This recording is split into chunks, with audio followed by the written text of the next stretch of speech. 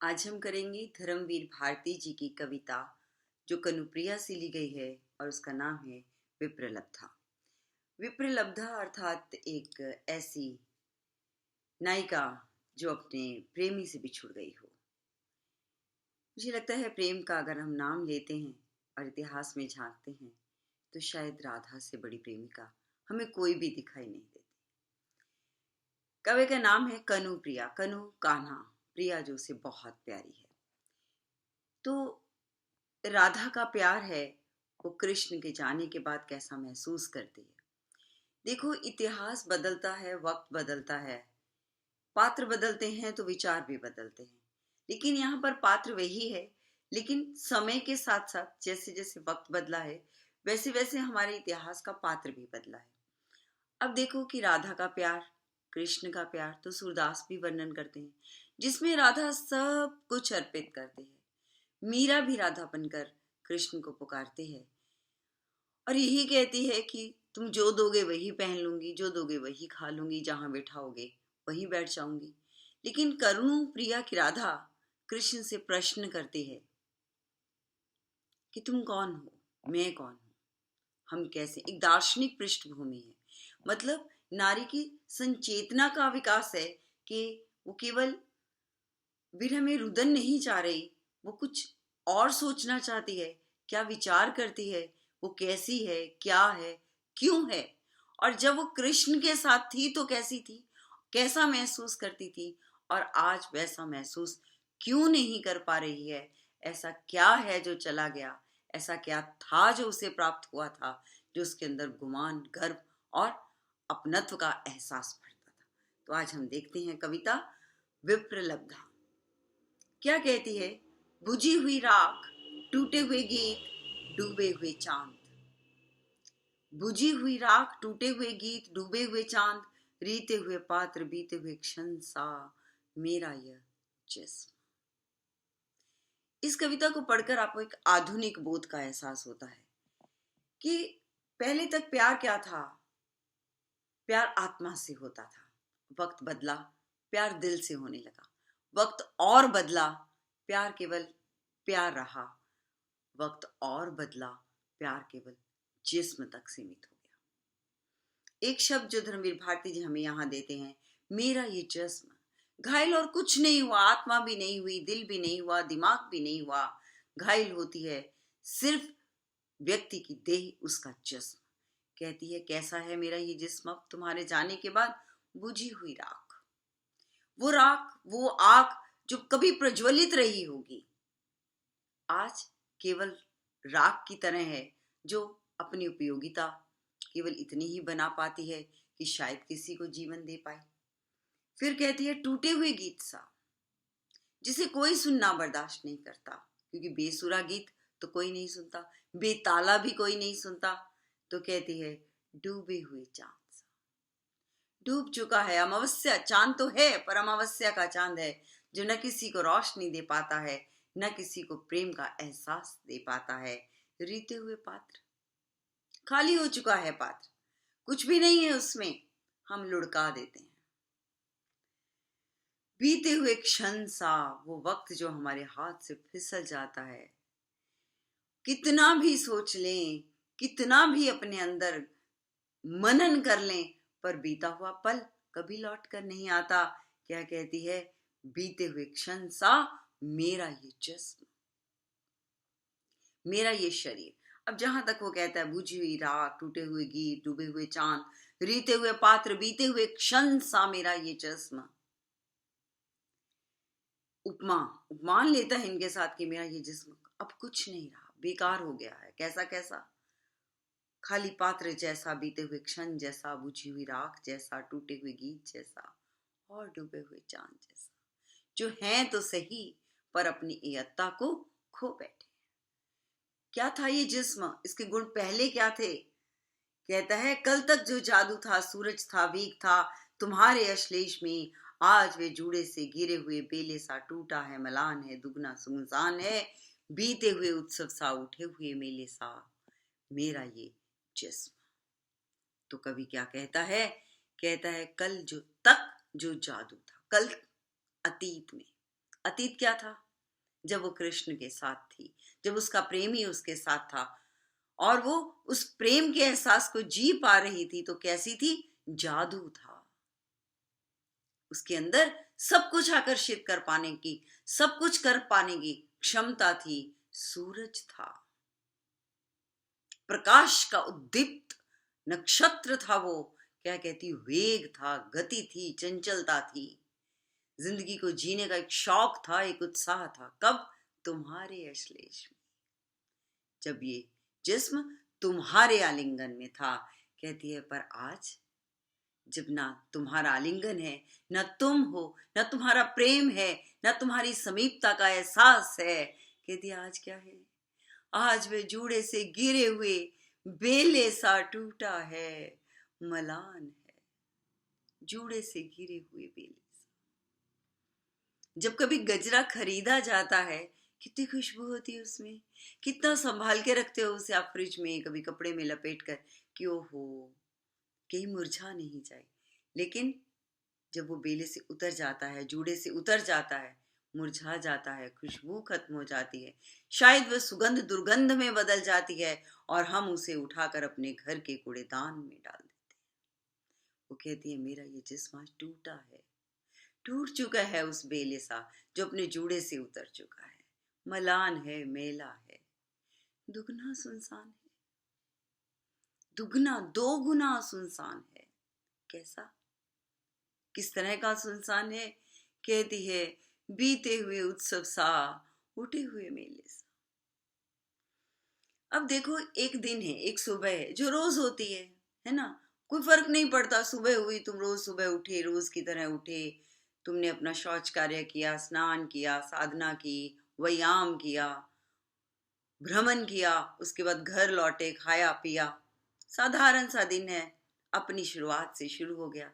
लेकिन आप ये देखो कि एक रात पहले है, दिवाली का उत्सव है, ईद का उत्सव है, बहुत से पकवान बने हैं, बहुत पटाखे हैं, मिठाइयां हैं, घर आना जाना है, बहुत लोगों का मिलना जुलना है। और सुबह एकदम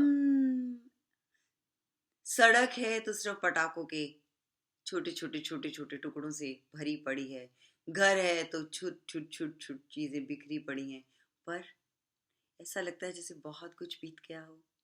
तुम देखो, एक दिन पहले जहां दशहरे का मेला लगा है और अगले दिन तुम उसी जगह पर सुबह जब मेला खत्म हो जाए और वहां जाकर देखो, कैसा लगता है? एकदम वीरान, वो वाली जो सुनसान एहसास है। एक खाली सड़क है, कोई बात नहीं, पर आप उस सड़क को देखो जो कभी भीड़ से भरी पड़ी हो और तुम्हें एक दिन लगे कि अरे यहाँ तो कुछ भी नहीं है, तो कहते दुगना सुनसान है, दो गुना।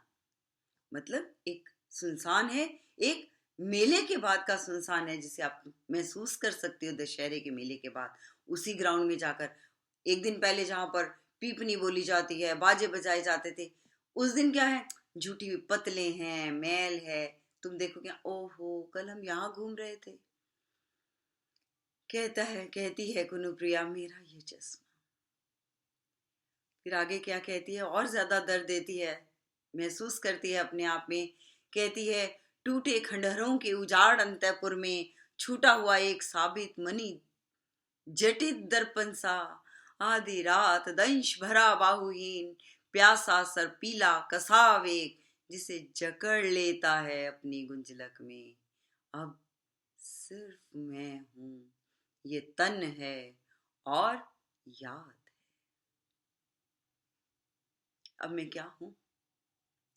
टूटे खंडहरों के उजाड़ अंतःपुर में छूटा हुआ एक साबित मणि जड़ित दर्पण। आप कल्पना करो बेटा कि कभी एक अंतःपुर में जहां रानियां रहती हों, श्रृंगार के साधन हो, बड़े बड़े दर्पण हो, उस पर बहुत बड़ी बड़ी मणियां लगी हुई हों, कितना कीमती रहा होगा वो दर्पण। आज वो खंडर हो चुका है अंतःपुर, और उस खंडर में वो टूटा हुआ दर्पण भी कहीं पड़ा है। लेकिन कैसा पड़ा है? एक सर्पीले सांप, सांप के कसाव में पड़ा है। अब आप ये देखो कि कोई चीज अगर बाहु के कसाव में होगी तो खुल जाएगी, किसी धागे में होगी तो कट जाएगी। सांप का जो कसाव है वो तो समय के साथ साथ बढ़ता चला जाएगा। तो कवि क्या कहता है, छूटा हुआ एक साबित मनी जड़ित दर्पण, आधी रात दंश भरा बाहु ही। प्यासा सर्पीला कसाव एक, जिसे जकड़ लेता है अपनी गुंजलक में। सांप की गुंजलक तो वो है, जितना छूटना चाहोगे उतना जकड़ते चले जाओगे, वो कसाव को और बढ़ाता चला जाएगा और उसमें कसी हुई चीज और कसती चली जाएगी और अपनी जिंदगी को खोती चली जाएगी। तो राधा क्या कहती है, कहती है उसी दर्पण की तरह हूं मैं आज, जिस पर कभी मनिया थी, जिसे लोग बड़ी सावधानी से रखते थे क्योंकि दर्पण है कहीं टूट नहीं जाए। तुम भी मुझे कभी इतना ही सहेज कर रखते थे, पर आज क्या हो गया, आज तो छोड़कर चले गए हो तुम मुझे। मैं तो किसी अंतःपुर में पड़े हुए उस दर्पण की तरह बेजार पड़ी हूं, और अगर कसाव भी है तो उस सांप का है, जिससे जितना छूटना चाहती हूं उतना फंसती चली जाती हूं। तो ये कसाव किसका है, ये सांप कौन है, ये तुम्हारी यादें हैं, ये तुम्हारे साथ बिताए गए हुए वो लम्हे हैं जो तुम्हें बार बार मुझे तुम्हारी तरफ आकर्षित करती हैं, लेकिन तुम्हें ना पाकर विवशता और विडंबना में केवल चुप हो जाती हैं। तो कवि क्या कहता है, कहता है अब सिर्फ मैं हूं, ये तन है और याद है। दर्द देखो कवि का, अब कौन है, सिर्फ मैं। ये तन है, ये शरीर है, मतलब इसमें कोई जिंदगी नहीं है, तन है बदन है बस और कुछ नहीं, और याद है और तुम्हारा स्मरण है। कहती है खाली दर्पण में धुंधला सा एक प्रतिबिंब, मुड़ मुड़ लहराता हुआ निज को दोहराता हुआ, कौन था वह। चलते हैं, अब सिर्फ मैं हूं, ये तन है और याद है, खाली दर्पण में धुंधला सा एक प्रतिबिंब, मुड़ मुड़ लहराता हुआ निज को दोहराता हुआ। खाली दर्पण में धुंधला सा एक प्रतिबिंब है, एक याद है, कभी वो दिन थे जब मैं तुम्हारे साथ थी।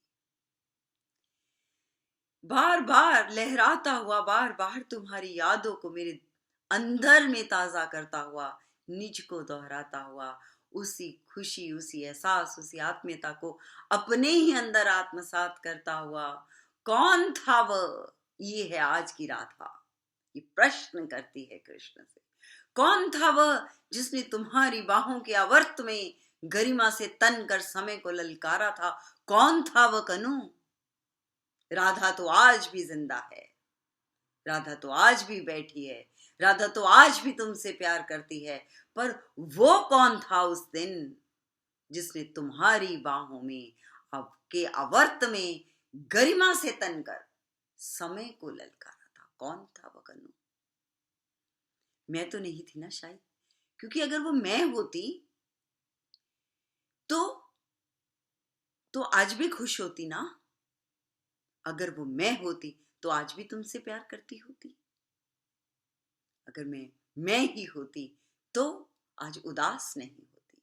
तो पूछती है कनु से, कौन था वह जिसने तुम्हारी बाहों के आवर्त में गरिमा से तन कर समय को ललकारा था, जिसमें गर्व था, जिसमें अपने अंदर एक अभिमान था, एक स्वाभिमान था कि मैं जिससे प्यार करती हूं वो तो मुझे दुनिया की हर खुशी दे सकता है। कौन था वह जो तुम्हारे पर इतना गरूर करता था, कौन था वह।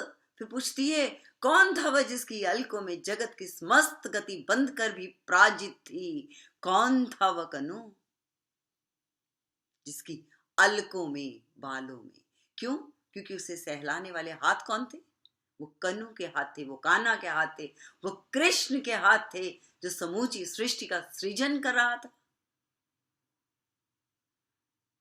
तो कनुप्रिया पूछती है कि वो कौन था जिसे अपनी इन्हीं जुल्फों पर गुमान था, क्योंकि उसे लगता था कि मैंने तो समय को बांध लिया है। कौन था वो कन्नू जिसमें समय भी बनकर रुक गया था, थम गया था, सोचा था कि अब के बाद तो मैं कभी नहीं चलूंगा। क्यों? क्योंकि मैं तो कृष्ण के साथ हूं। फिर पूछती है एक अगला प्रश्न, कौन था वह जिसके चरम साक्षात्कार का एक गहरा क्षण सारे इतिहास से बड़ा था, सशक्त था? कौन था वह कन्नू जिसके चरम साक्षात्कार से, साक्षात्कार उसका दर्शन, उसका प्रत्यक्ष भाव सारे इतिहास से बड़ा था, सशक्त था, जिसे मैं सबसे ज्यादा प्यार कर रही थी, जो मेरा अपना था, कहती है जिसे मैंने वक्त को भी बांध लिया था। वो कौन था कन्नू जिसके चरम साक्षात्कार का एक गहरा क्षण सारे इतिहास से बड़ा था, सशक्त था, जिसके आगे मैंने कुछ भी नहीं समझा था, किसी को कुछ नहीं समझा था? कौन था कन्नू? कौन था कन्नू वह तुम्हारी बाहों में जो सूरज था, जादू था, दिव्य मंत्र था? अब सिर्फ मैं हूं, यह तन है और याद है। कौन था वह कन्नू? पूछती है, कौन था कन्नू वह तुम्हारी बाहों में जो सूरज था, जादू था, दिव्य मंत्र था, सूर्य था, जो सबको प्रकाश दे रहा था, जो सबको जीने की प्रेरणा दे रहा था, जो जादू था, जो कुछ भी करने की क्षमता रखता था, जो दिव्य मंत्र था, मंत्र जो मन को भी वशीकार कर रहा था, जो सभी को वशीकार करने का रूप था, दिव्यता से पूरित था। अब सिर्फ मैं हूं, ये तन है और याद है। फिर कहती कन्नू को क्या कहती है? कहती है, मंत्र बने, मंत्र पढ़े बाण से छूट गए तुम तो कन्नू, मंत्र पढ़े बाण से छूट गए तुम तो कन्नू, शेष रही मैं केवल कामती प्रत्यंचा सी, अब भी जो बीत गया उसी में बसी हुई, अभी भी उन बाहों के छलावे में कसी हुई, जिन रूखी अलकों में मैंने समय की गति बांधी थी। हाय, उन्हीं काले नाग पाशों से दिन प्रतिदिन, क्षण प्रतिक्षण, बार बार डसी हुई। अब सिर्फ मैं हूं, ये तन है और संशय है। तुम तो छूट गए कन्नू। क्या कहती है? मंत्र पढ़े बाण से छूट गए तुम तो कन्नू, शेष रही मैं केवल कांपती प्रत्यंचा सी।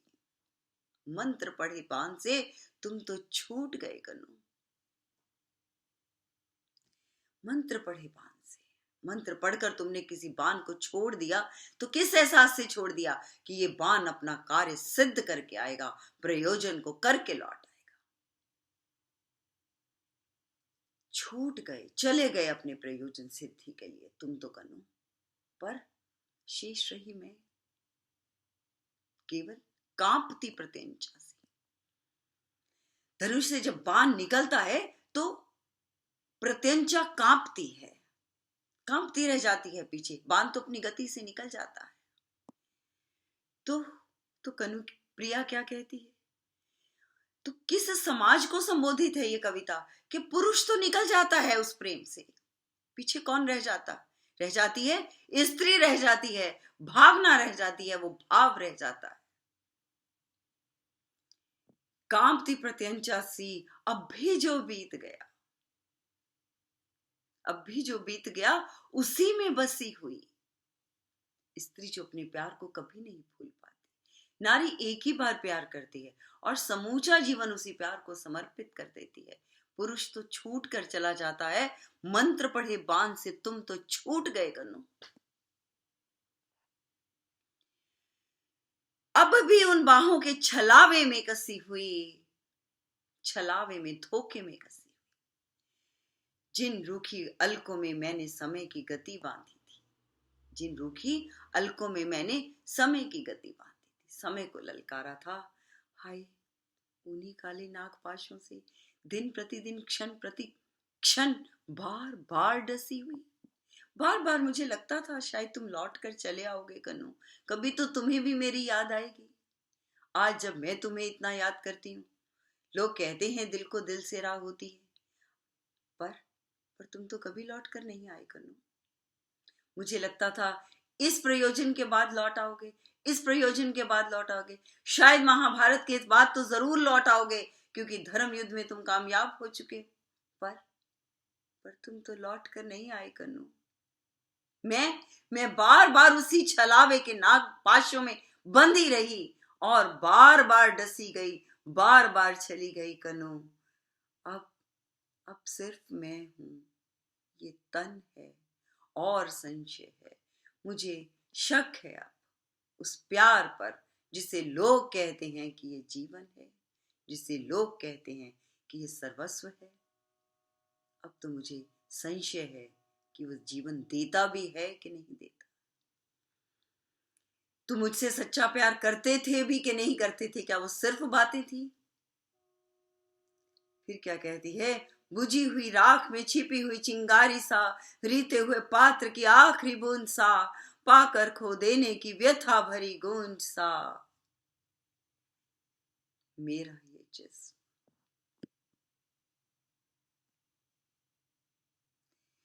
बुझी हुई राख में छिपी चिंगारी सा, बुझी हुई राख भी बुझ गई, आग भी जल के खत्म हो गई, राख भी बुझी रही। हल्का सा फलोर कर देखिए उसे, कहीं कोई चिंगारी होगी।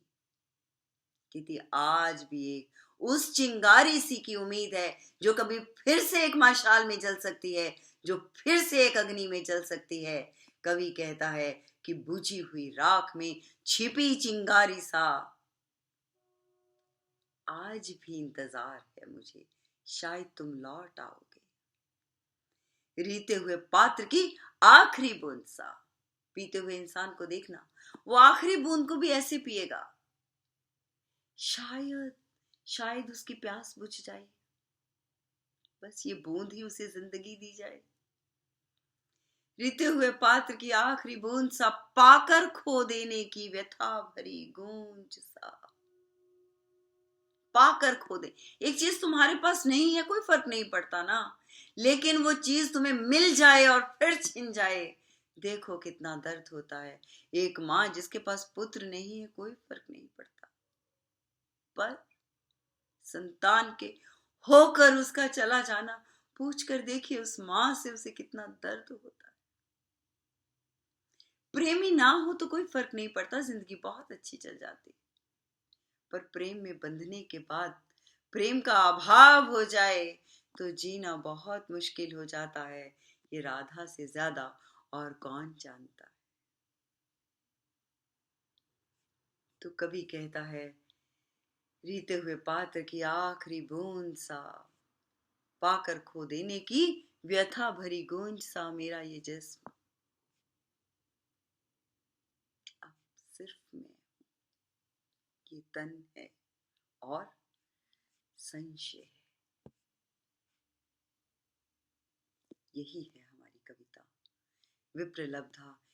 प्यार का दर्द है उसमें, जिंदगी को जीने की एक लालसा है उसमें, पर न जीवन है, न जीवन देने वाला है, न प्यार चाहने वाला है, न करने वाला है।